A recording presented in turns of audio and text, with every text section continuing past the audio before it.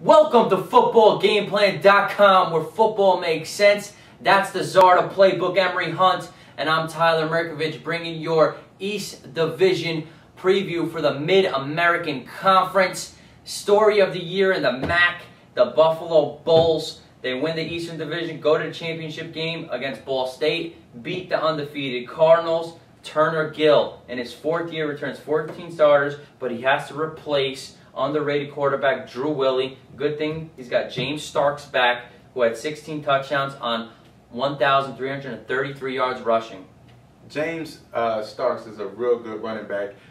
He kind of reminds me of, imagine Kevin Smith that used to play for Central Florida with more speed. This guy has sprinter speed, so he is impressive. He's going to be one of the top backs this year in the NFL draft. They're going to rely on him heavy because of the loss of the quarterback. He's also an excellent pass receiver. He had 52 catches last season, so that's impressive as well. So they got to rely on him. They got to find somebody to replace Drew Willie. That's the biggest question. Well, to help him out, it's going to be Zach Maynard probably, but to help him out, it's Naaman Roosevelt, the top receiver. 1,400 yards receiving is impressive, and he also had 13 touchdowns. So whoever's going to take over the starting spot is going to have a good receiver, as well as a dynamite runner. So that should help their quarterback transition that much more easier. Defense returns all MAC players Justin Winters, 125 tackles, and free safety Mike Newton, 112. Well, Justin Winters is a little bit undersized as a linebacker. He's 5'11", 200 pounds, but he makes plays. If you're good enough, you're big enough. So throw that out the window. You look at the defense, it needs work. They gave up too many yards as well as too many points. So they can't expect to build on the success they had last season if they don't show up their defense. Dominic Cook, though, is a small cornerback, but he is a dynamite playmaker. I like him. Turner Gill, former player for the Nebraska Cornhuskers, is a winner, has turned this program around. Former option quarterback, ran the option to the T. At a conference at UTEP, host Pittsburgh, and they're got to play teams like Eastern Michigan, Western Michigan, Central Michigan, and go through that whole Eastern Division. Yeah, they won't sneak up on anybody this season, so they have to improve their defense because it's a tough schedule this year. Ohio Bobcats, what you remember about them last year was giving their arch rival, in-state rival, I say, not arch rival, Ohio State Buckeyes a game in Week 1 last year. Frank Solich's fifth year, he returns 14 starters from a 4-8 squad. Dio Scott, the wide receiver, and the running back who averaged 4.7 yards per carry, Dante Harden. And this all started with the leader of that group, Bo Jackson, came into that game, Ohio State game, and showed some true leadership. I like him. He has to cut down on his turnovers. A lot of fumbles, a lot of interceptions, but he threw 19 touchdowns. He's a speedster, he's a mobile guy. He run that option, that spread offense to the T. I like him as well, too. They got a nice group of backs.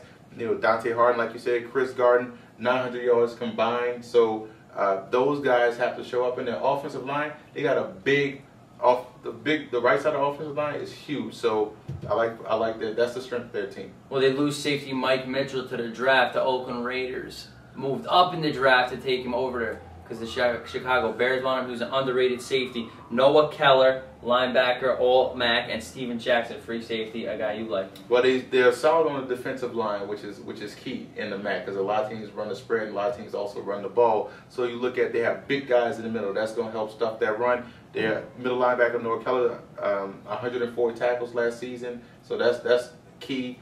But they also have 7 starters, so expect their defense to improve. And free safety, Steven Jackson is a tremendous leader. 13 All-MAC last season. The Zips of Akron, J.D. Brookhart in his 6th year returns 15 starters from a 5-7 squad. Chris Dracamuer will be their quarterback, and 2 senior receivers, Darren Bowser and Jeremy Bruce, the West Virginia transfer. Well, they also have to figure out how they're going to maintain 30 points a game on offense. That was a big part of their success last season. Devon Torrance, the Ohio State transfer, is going to help out that running game. So that's a big pickup. They have that's going to replace Dennis Kennedy, who rushed for 1,300 yards last season, 17 touchdowns. That's a big piece of your offense that you have to replace. But I do like the senior trio wide receivers of Darren Bowser, Jeremy Bruce, and Andre Jones.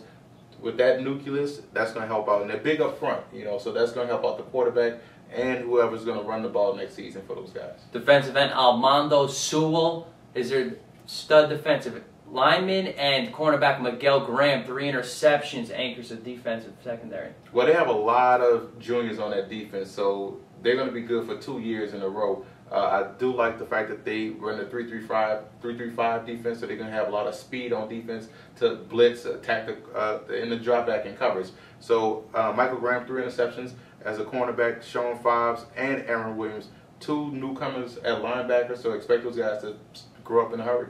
Penn State, Indiana, and at Syracuse is out of conference. Well, I love the fact that they do play Syracuse, and that could be a victory for those guys. They won't beat anybody though if they don't improve 31 points a game on defense.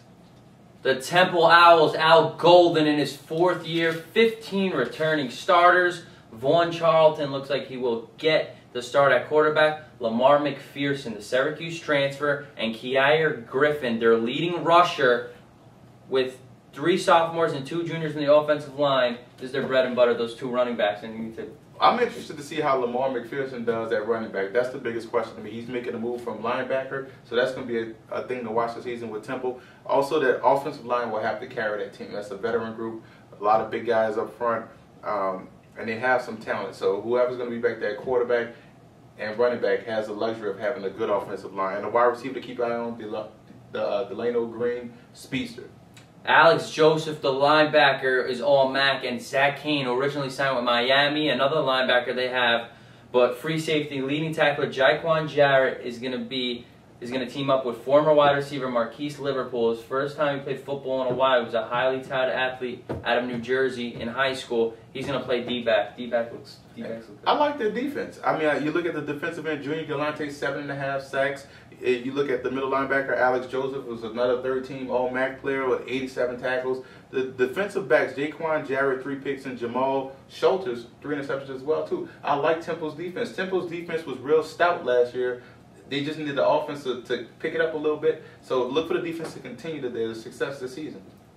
Favorable schedule for the Owls at Penn State and at Navy out of conference, but only 3 true road games in conference. This could be a year Temple sneaks up on everybody and makes it to a bowl game. First time in a while. Bowling Green is led by Dave Clawson, who had a terrible year last year in Tennessee as the offensive coordinator. He takes over a 6-6 squad with 10 returning starters, including Tyler Sheehan and Willie Geeter, their running back, and Freddie Barnes, their go-to receiver. Tyler Sheehan is in the mold of Omar Jacobs. You know, your traditional Bowling Green type quarterback. He's going to minimize his mistakes, 20 touchdowns, 9 interceptions. So I do like that about him, and then he's going to improve this season. But Willie Gator, 300 yards, 6.1 yards a carry. You know, he's 5'11", 223, so he's a solid guy. I like that. And the wide receivers is inexperienced. I'm going to take a wait-and-see approach with the wide receivers. I got to see those guys play before I pass judgment on them. Inexperienced offensive line, that will be the key for Bowling Green. Defensive side of the ball, led by safety P.J. Mahone, who was their leading tackler and also had 3 interceptions. Well, they lose 7 starters off that defense last season, and the defense wasn't that good to begin with. They have to improve heavily their run defense. Run defense stunk last season, giving up way too many yards, gashed up the middle. They couldn't make tackles. I need for Bowling Green to improve that defense. It all starts up front, offensive line, defensive line, 2 weaknesses for Bowling Green. At a conference, they host Troy and Boise, and they're at Missouri and Marshall. Tough slate of games for those guys. It's going to be a tough year up there in Bowling Green.